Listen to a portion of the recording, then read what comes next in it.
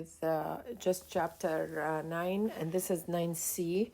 Um, Unfortunately, I was recording for a while and it didn't record. This is why I don't like these recording. I prefer usually if I have live sessions. Anyway, here we have, this is the two-dimensional collision problem. Then you might have that situation where you are going to have, this is, let's say, mass 1 and this one is mass 2. This way the collision will not be head on, and what we're gonna notice that is the two masses, they're gonna be, after the collision, one is gonna go in the direction of the y and the other in the direction of the xy, on maybe on the, I will say, above the x-axis, and one below. Then they're gonna be a two-dimensional problem. Okay. And we will go over this later. Another type of collisions, it is when I have inelastic collisions. I will say momentum is conserved, but kinetic energy is not, and that energy is going to be used to reshape vehicles, friction, light, whatever like we're going to have. Then I can, okay, have conservation of momentum still valid, but conservation of kinetic energy is not gonna be valid. And here usually you might be asked about what's the amount of the kinetic energy lost or dissipated during this collision. This is the question that I was talking to you about. A system of particles is known to have a total momentum of 0. Does it necessarily follow that the total kinetic energy of the system also 0? We said, of course, this is really the situation where I have momenta that is going to add up to 0. This doesn't mean that the object, like the particles, they are not in motion. They are in motion, but their velocities might have directions that they're going to be opposite, so that the momenta will cancel.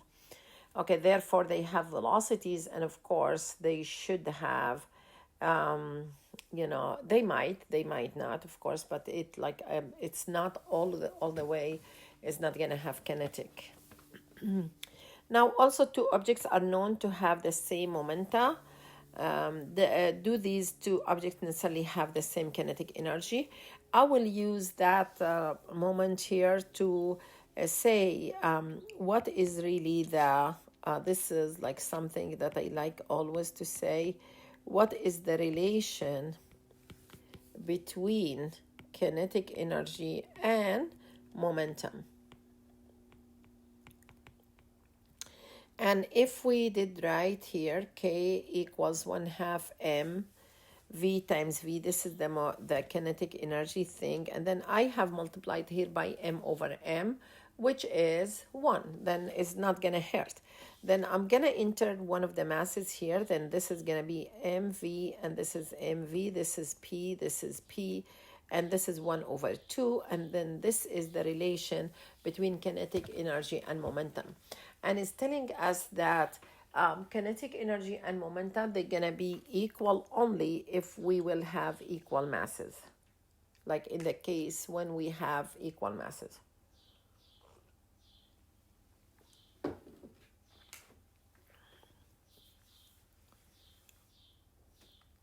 Now, in elastic collision, we are going to go to the other extreme, as I said, which is a completely inelastic collision where I have two objects that they're gonna stick together. And here we are going to our equation of conservation momentum. It's the same one, by the way, but it is modified to collect some of the terms. Mass 1 times V1 plus mass 2 times V2 should equal mass 1 plus mass 2 times V prime. And remember that V prime here, that V prime is going to be the common velocity for both. They're going to both move with the same velocity because they are now one system. One of the most important, I will say,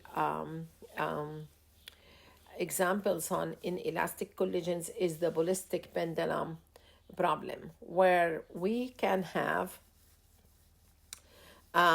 this device. It used to be made up of wood, like this is just a pendulum thing, like a heavy mass of wood,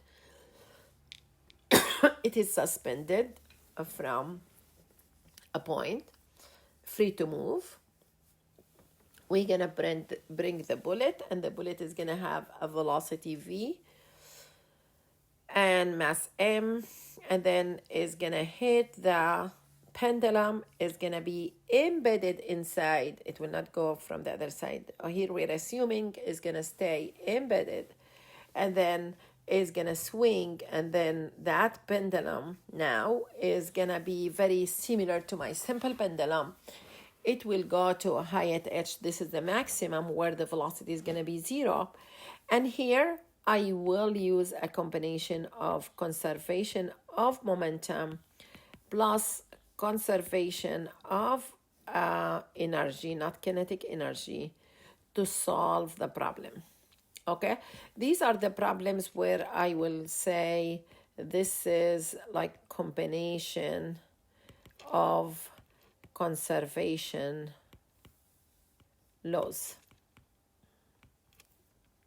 Okay, and this is really the problem that we will, of course, here I will say this is the conservation of momentum. This is the conservation of mechanical energy, which means the kinetic energy of the bullet plus the mgy1 is going to be equal to 1/2 m v2 squared plus mgy2. And here we can actually derive the equation that is going to be used for calculation of v1 squared. Okay, and I will show you later how we are going to do this. This is here one example on completely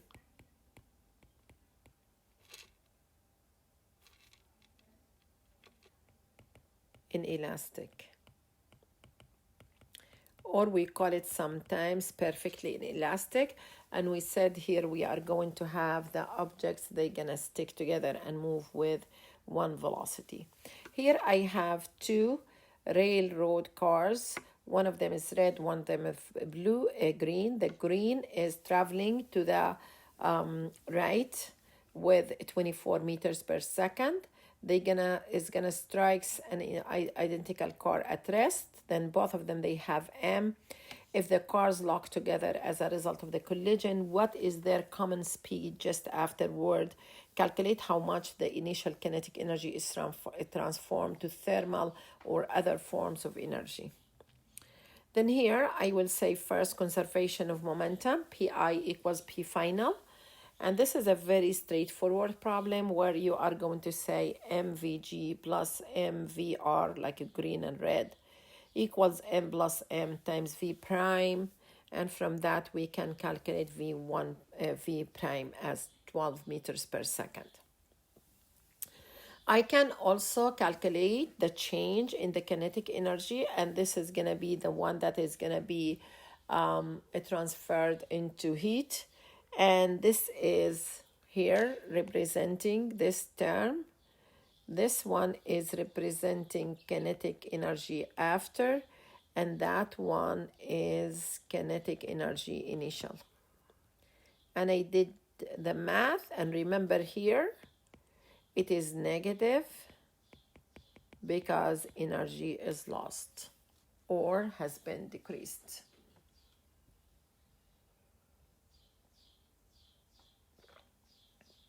In the recording, you will find that it is kept positive. I'm looking, no, I look for this solution as really having it negative.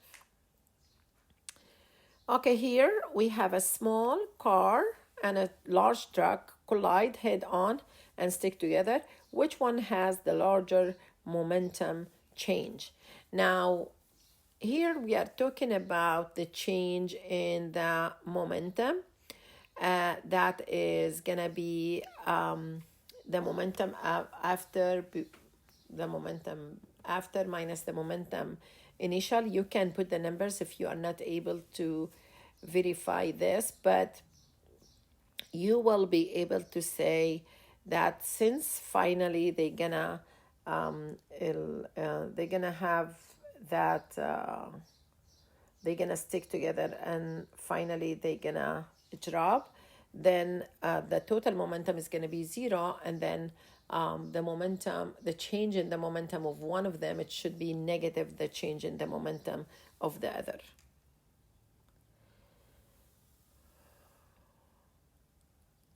Here you drive around a curve in a narrow one-way street 30 miles per hour. When you see an identical car heading straight toward you at 30 miles per hour, you have two options: hit the car head on or swerve into a massive concrete wall. Also head on. Which way should you go? Okay, are you going to hit the other car? Okay, hit the wall. Makes no difference. Call your physics professor, get insured, like insurance. And here I will say, in both cases, your momentum, like you have a certain velocity and it will decrease to zero. Then I will say that if we are going to assume that this is going to take the same time, okay, then there is nothing different. But I will say, if you have a truck that is approaching you at 30 miles per hour, then you're better off hitting the wall, because on the other hand, if it is only a mosquito, then you will be running him down. Then it's just here, it depends on now the time that I will say the collision is going to happen. If it's going to be a short time, this is going to give you a very hard hit.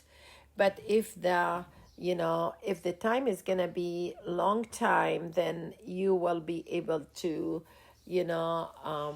survive. In all three collisions below are totally inelastic. Which one will bring the car on the left to a complete halt? Then here we assuming, like, okay, this is crash cars, and we are working with one of the cars here that is gonna hit the wall. Then they said here, and the second one, it is you are hitting a car that is 2m and it is moving with half of your velocity. And the last one, it is your car moving with v, but you have a car that is 0.5 your mass, and then it has two velocities. And then of course, like in the first one, the solid wall, of course, is going to be zero. In cases 2 and 3, the P total equals zero before the collision. Then P total must also be zero after the collision, which means the car comes to a halt. You will calculate just the momentum. This one here, in the first example here, we're assuming that it is completely inelastic. And here also, we are talking about not now which one is going to halt. We are asking about which one will cause the most damage. Okay, which one will cause the more damage. And according to the solution that we have here, we are going to have number 3. The reason is that the car on the left loses the same kinetic energy in all the 3, because it was moving with v, and then it will come to a stop. But in case 3, the car on the right loses the most kinetic energy, because it's gonna stop, and then it has the largest velocity. Then the change in its kinetic energy is gonna be the maximum. Also, we might have inelastic collisions in 2 dimensions. Then for collisions that we have here, I will say this is a car that is moving east, and the other one, it is moving north. Then they're gonna come at the intersection and they're gonna hit each other. And I will say finally they're gonna start moving with an angle. That angle is gonna be I will say two-dimension problem, and then we have to work on the x and y and find kind of a solution for a two-dimensional problem. Now, whenever we have collision in two dimensions, elastic or completely inelastic, we need to draw our axes first, x and y. We need to show the components for the velocity before and after. Now, in most of the situation, your initial velocity is going to be only along x, whereas for the final, you are going to have the, the components. I will convert my equation, the general one, into x and y. This is the reason why I said like we want to avoid having three subscripts, and this is my x equation and my equation. Now, in the case shown above, here I have this one, it has an x component only, and that one, it doesn't have an x component. And for this one here, this is really, it's not in this case, by the way.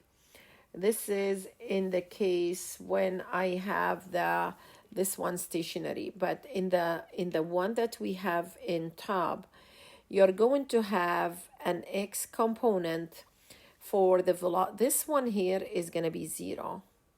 Now here we're going to have this is 0, and this one here is going to be m2 v2y.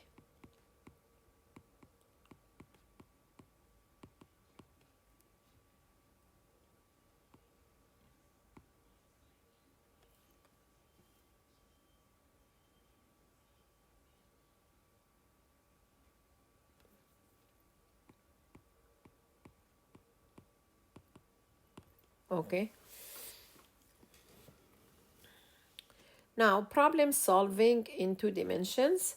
Choose the system. If it is complex, subsystems may be chosen where one or more conservation laws apply. Then if we have like more than two of these, you are going to work with maybe subsystems. Is there an external force? If so, is the collision time short enough so that you can ignore it? Usually they're gonna be given in the question so that you will have just kind of heads up which to use. Draw diagrams of the initial and final situations with momentum vectors label. Choose a coordinate system.